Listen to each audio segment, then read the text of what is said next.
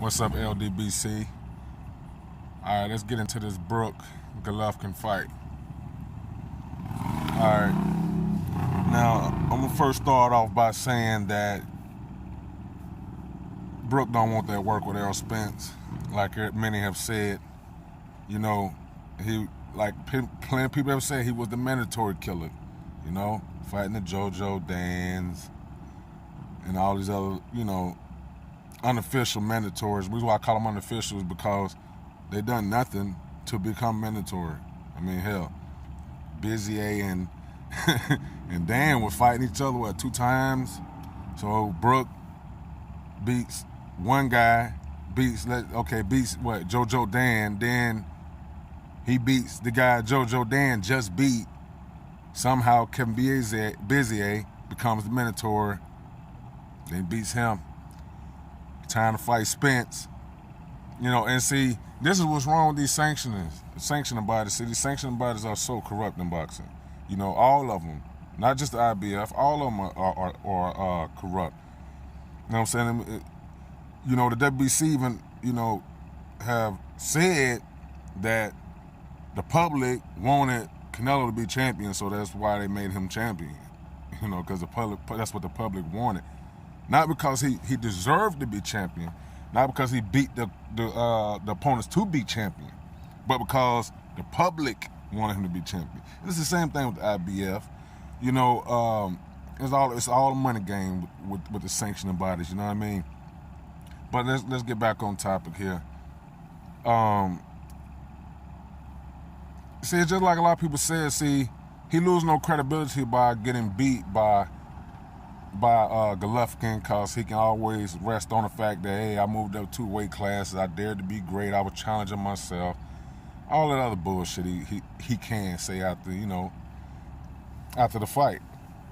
So it's really, this Golovkin fight is a smokescreen, and excuse me, and that's all it is. It's just a smokescreen to avoid the Errol Spence fight. Now, regarding the Golovkin-Brook fight, I'm going to say some things that is going to surprise some people regarding this fight. And there's actually, a few things that Brook can do to actually pull off the upset. But do I think he's going to be able to do it?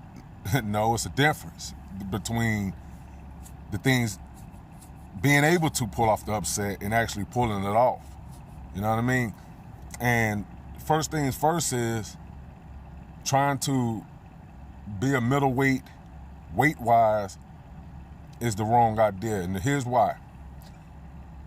When your body is not used to carrying that weight, you're going to experience balance issues when you punch it and everything, because your body is not used to it. As a fighter, what we do is built off of the muscle memory. You know what I mean? So if you're used to, being a welterweight, getting in the ring at the low 160s or whatever, what have you, or high 150s, and then now you get in the ring, in the 70s, damn near 170, that's weight that the body's not used to having, and that creates balance issues with your punches. That's how, if you ever watched a guy who fighting outside of his weight class where he's normally, used to fighting, and you see him, you see him being a little clumsy in the ring, you're like, man, why? Like, what is wrong with him tonight? Why is he, why is it like he's losing his balance when he's throwing his combinations? Because his body's not used to having that weight. That's why. The best thing to do is to, try to weigh what you normally weigh. That's really, on fight night, that's what you really should be trying to do, is just stay around your weight and make your game plan about being quick on your feet and with your hands. That's what it's about. It's not about, I'm trying to maximize to be the same size as this guy, because guess what? You're still not the same size. Like, for example, myself, I fight at 140, right? Now, I might get in the ring. Let's say I had a fight I want to fight somebody at junior middleweight, and I'd say, you know, I want to get in the ring around the same size as my opponent, so I can be strong and I can absorb his punches and all that good stuff, right? That's a bad idea, and I would never do that. Here's why. Because although I might weigh the same or even more, I'm still the smaller man. And that weight is what I would call artificial weight. It's not real weight. You know what I'm saying? The best way I could just put it to you like this. If you can make welterweight, you are a welterweight. See, Triple G can't make 147. So all these people keep running around talking about, oh, he's just as big as Golovkin and blah, blah, blah, blah, bullshit. He's not even close, because Triple G couldn't get to 147. Couldn't happen. So that tells you already that Brook is smaller. You know, just because I could put on a weight don't mean nothing. It doesn't mean that makes me that weight because I'm weighing that weight. And stop with the, oh, look how much more Brook is weighing more than him, X, Y, Z. Because let me tell you something about Golovkin. Me and him have one thing in common, you know, and that's that we are in the gym year round. So because we're in the gym year round, we're not ever out of shape. Our weight is not ever high. So like if Golovkin approached boxing just like how a lot of fighters do, that's at the top level already, meaning that they're only in the gym when they're getting ready for a fight, like a lot of fighters are at the top level. They're only in the gym when they're ready for a fight. Kell Brook, he's not in the gym unless he has a fight on tape, unless he's getting ready for a fight. You know what I mean? So that's why it's easy for him to go up to that height of a weight, being in the 170s, damn near 180, because let me let you in on another secret. A lot of welterweights, a lot of them, in between fights be 175, 180 pounds, you know, and then they cut to 147. You know, but if you have a welterweight, no, let me not even use what, so let's say Triple G, because he's a middleweight. If you have a middleweight like Triple G, he's in the gym all the time, so he's not going to be 190 plus pounds like a lot of the top middleweights are, because those middleweights, they're, like I said, they're in the gym when it's time to get ready for a fight. They're not in the gym in between fights. Golovkin is always in the gym. That's why his weight is like that. So it gives you that appearance that, oh, Brook is just as big. You know, this actually might be an even fight as far as the size goes. But no, that's not true, because, like I said, Brook, in between fights, is not training. He's, you know, living a regular life like you guys. That's what he's doing in between fights. He's not in the gym. So, of course, his weight is high. And then now he's going to be cutting back down to 160, and see, Brook walks around already a damn near 180 pounds in between fight while he was already fighting at welterweight. So he's really walking around the weight that he did when he fought at welterweight. Only difference is now is what he's doing now is he's not dieting as much as he's been telling you. Oh, I can eat now. I can eat what I want to eat, because now I don't have to worry about trying to get to 47. You know what I mean? Like, look at Ricky Hatton. Ricky Hatton used to walk around almost 200 pounds and cut all the way to 140. You know what I mean? A lot of fighters, especially the ones that's at the top level, where they're fighting only 2-3 times a year, if that often, they don't train unless they have a fight on the table. So you can't compare a guy who doesn't be in the gym year round to a guy weight that's in the gym year round, because that guy in the gym year round, he's never out of shape. So it's always going to be easy for him to cut weight. His metabolism is going to be faster and higher than a guy who doesn't in the gym all year. And the reason why his metabolism is going to be higher and better is because he's probably eating cleaner. Yes, he's enjoying life. He's not in a year-round diet, but he's eating clean. He's eating more clean. He probably have, like, for example, I have 2 days out the week that I use where I eat what I want to eat. You know what I mean? And I have 2 meals out the week where I have whatever it is that I want, you know. And then those other days, I'm eating clean. I'm eating good, but I'm eating clean. And it's the same thing what Golovkin does. You know what I mean? He's not like he's dieting while he's training. No, he's staying sharp, keeping his tools sharp, keeping the weight down, so that if any fight comes across the table, even though he's at the top level, if any potential fight comes across the table, he's already somewhat, somewhat already kind of ready for the fight. You know, because now he don't have to worry about, oh man, I need to go drop this 30, 40 pounds. He like, I ain't got to drop but 15 pounds. That's all I got to drop. So that's how that works. Now, let me get to how Brook can actually make this fight competitive and or win the fight. What he would have to do is, and the way that, and what you need to do with fighters like Golovkin is, and how you make them uncomfortable is, you make them do what they don't want to do and what they don't normally do. And what is it that Golovkin don't normally do?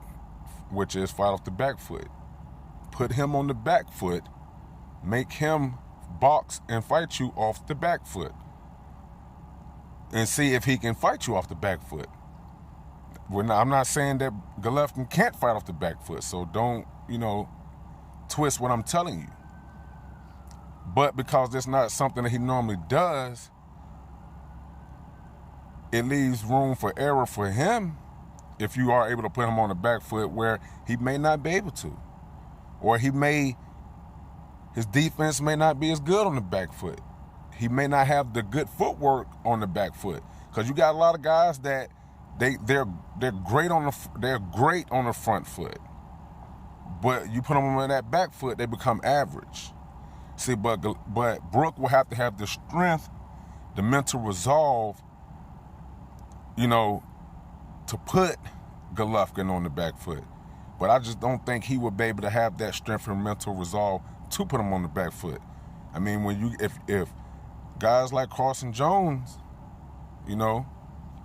hurts you, I don't see how in the hell Golovkin is not gonna hurt you, because Golovkin, is one of the biggest punchers pound for pound in boxing. And so will Kell Brook takes that power like he says he wants to, and still have the balls to move forward and put Golovkin on the back foot? That's yet to be seen.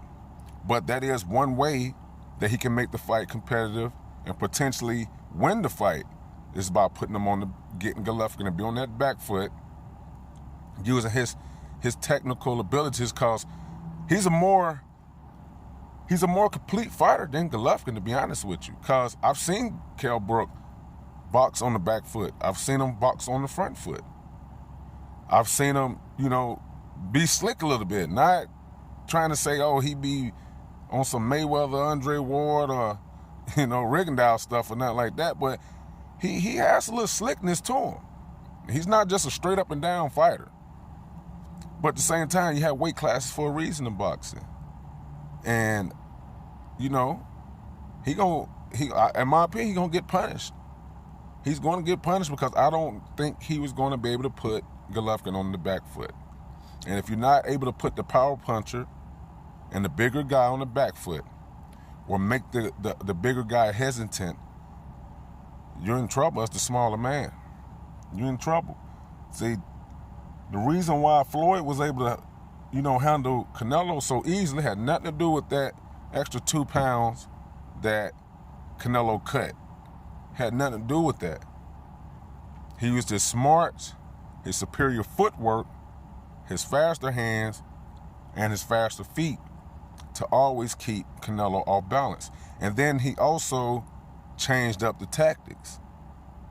Floyd would be on the back foot, then Floyd would stand firm in the pocket and show Canelo like, hey, I'm not gonna run for him. I'm gonna stay right here in this pocket. I'm gonna come forward actually a little bit right here, right now at this point. And his counter-punching ability and hand speed made Canelo hesitant to throw. See, that's what Brook will have to do in this Golovkin fight. He will have to keep the tactics changing. When when Golovkin sees like, oh, okay, let me adjust, and he put me on this back foot. Let me make that adjustment to deal with that. Then he needs to make Brook needs to change his tactics. Then go to the back foot. Make Golovkin come forward and walk him into shots. You know, but the problem is with Brook is he has slow feet. You know, he has good footwork because he knows to move around the ring as far as angles and pivoting, anchoring out, doing those type of things. But his footwork is too slow still. So he's still be in front of you. He's in the situation with a Golovkin.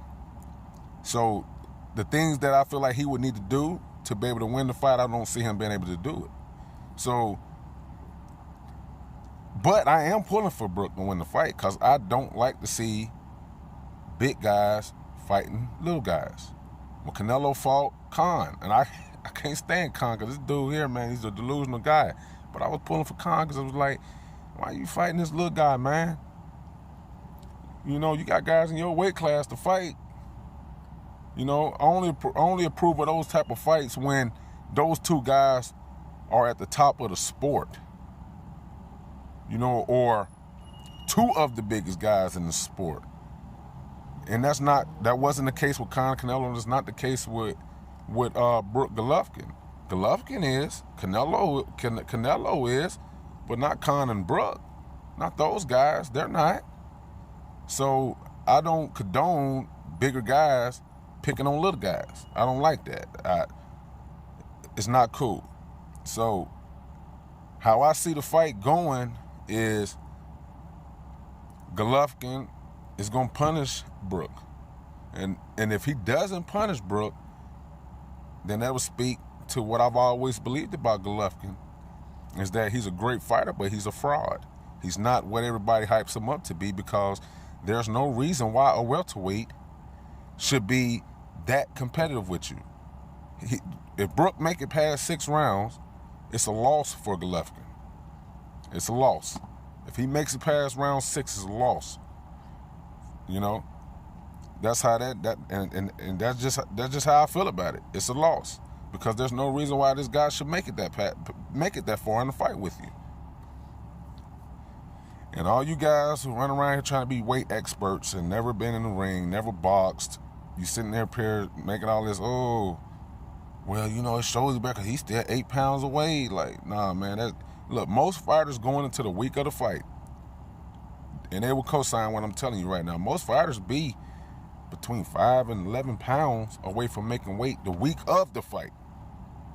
Because you don't want to drop all your weight during camp, because you want to be strong as possible throughout the whole duration of your camp. Because to that final week of camp, you're not doing really any hard work now. You're just doing things to maintain your conditioning that you have built over camp, as well as just to sweat out that few extra pounds. That's all it's about. So you're not doing grueling work anymore. You're just doing things that's going to make you sweat and maintaining your conditioning. You're not doing grueling work no more. That's what the last week of camp is for. And just to stay sharp and you know, tighten up a few things that need to be tightened up. But the way I see this fight, I don't see Brook getting to round 6. And if he, like I said, if he gets to round 6, then hey, then the boogeyman ain't the boogeyman, is he? What up? Because you can't be the boogeyman when you letting welterweights push you to the limit. If he gets past 6, Golovkin is not what everybody said he is. He's a fraud. All right? It's the boy Darius. I am King Irvin, LDBC.